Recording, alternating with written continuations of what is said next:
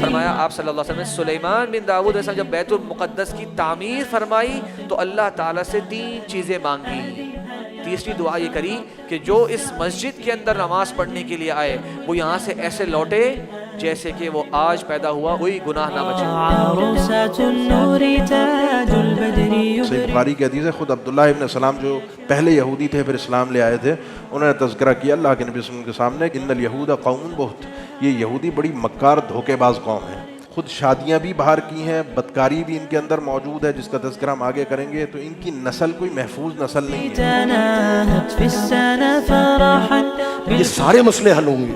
مسئلہ فلسطین بھی حل ہوگا، مسجد اقصیٰ کا مسئلہ بھی حل ہوگا، مسئلہ کشمیر بھی حل ہوگا، چیچنیا کا بھی حل ہوگا، برما کا بھی حل ہوگا. سارے مسائل اللہ رب العالمین حل کرے گا ایمان اور دین کی مدد سے.